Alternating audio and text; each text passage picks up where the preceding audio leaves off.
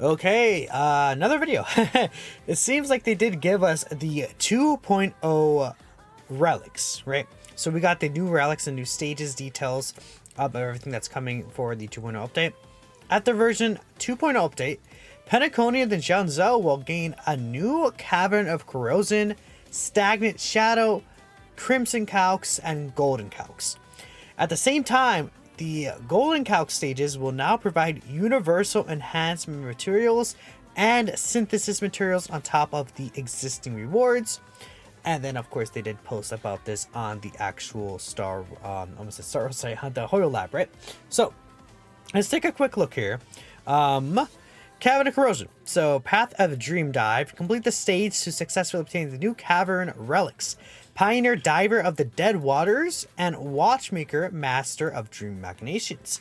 So, they did confirm to us that this was gonna help you do damage to, I think, like, how to explain it, like debuffed enemies, and then with break effect, increased break effect. So, let's take a look here. So, the Pioneer Diver of the Dead Waters. The 2-piece set effect. It increases damage dealt to enemies with debuff by 12%. Then the 4-piece set effect has a 4% crit rate buff.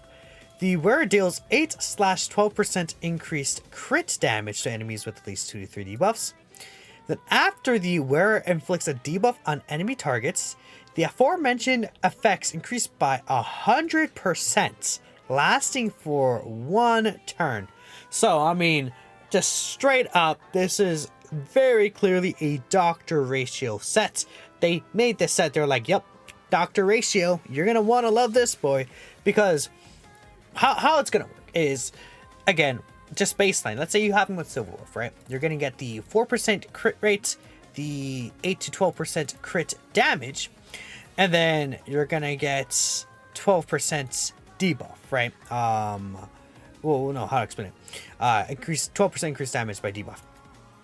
And then after you flex a debuff, so the aforementioned effects increase by 100%. I'm assuming that just means that they double, right? So it should go to 8% crit rate, and then it'll go to 16%/24% crit damage, right? So that is just for the 1 turn lasting. Obviously, what's going to happen there is we know Doctor Ratio on a skill does actually apply a debuff, right? So with that in mind, after the skill, he has the follow-up attack. For specifically that follow-up attack, he's going to get the increased extra crit damage and crit rates. I believe that doesn't impact the damage itself here. I believe it's just with the crit rate and crit damage. So this is specifically going to affect his follow-up attacks that he could do after he inflicts a debuff. So specifically for a skill, right? Because even if you use the ultimates, I don't believe... Let me double check here. Yeah, just double checking the debuff, the effect res, right? What happens is when you use a skill, he decreases the effect res by 10%, right? With that is not obviously in the ultimate, so the ultimate is not going to actually provide a debuff on the target enemy, right? So that's one thing to go ahead and consider when it comes to what Dr. Reese was able to get this extra 100% increase, which again, I believe is gonna just double this, right? I mean, there's no way it's gonna be like 112% crit rate and crit damage and 104% crit rate, right? Watchmaker Master of Dream Machinations. This is the break effect set. So 2-piece set effect increases break effect by 16%. Then the 4-piece is when the wearer uses the ultimate on an ally. Break effect for all allies increases by 30% for 2 turns. This cannot be stacked. Now, of course, that is very much for Ron May. This is also a Ron May relic, so it seems like these are just both relics that are for the 1.6 characters, which happens, right? A lot of times, like the next patch, they give relics for the previous patch characters, which again is unfortunate. That I don't know why they don't release them with the characters, right? But obviously, we know with Ron May, she does a lot of things with break effect, right? How to explain it? She does do 50% break effect. The words just escape my mind. In fact, let me pull up the kit here. 1 second. I'm so dumb. That's the words fell out of my mouth. Okay, yeah. So obviously she deals 50% of her ice break damage with her ultimate by extending the duration of the weakness break whenever Thanalume Rebloom is triggered, right? I don't know if I said that right. I probably said that very wrong, but obviously Broadway has a lot of things going with her weakness break, right?